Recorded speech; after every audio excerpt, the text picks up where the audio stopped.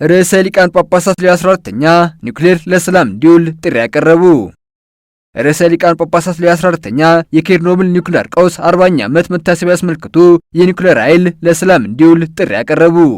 ቅዱስነታቸው ጥሪያቸውን ያቀርቡት ሚያዝያ 18 ቀን 2018 ዓ.ም በቅዱስ ጴጥሮስ አደባባይ የትንሣኤ ወራት የማርያም ጸሎት ከጸለዩ በኋላ ባደረጉት ንግግር ነው።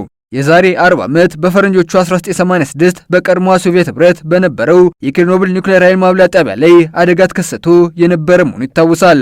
በአደጋው 31 ሰዎች ወዲያው ሲሞቱ በመርዛማ ጨረሮችም 15000 ሰዎች በሚቀጥሉት ዓመታት ውስጥ ለሞት ተዳርገዋል። ቅዱስነታቸው በአደጋው የሞቱና አሁንም እየተሰቃዩ የሚገኙትን እግዚአብሔር አምላክ እንዲምራቸው ተማጽነዋል። ቅዱስነታቸው ኃይለኛ ቴክኖሎጂዎችን መጠቀም እየጨመረ መምጣቱ አደገኛነትን አመላክተዋል። ርዕሰ ሊቃነ ጳጳሳቱ የኒውክሌር ኃይል አጠቃቀምን አስመልክቶ አስተዋይነትና ኃላፊነት የተሞላው ውሳኔ እንደሚኖር ያላቸውን ተስፋ መግለጻቸውን ቫቲካኑ ይዘግባል።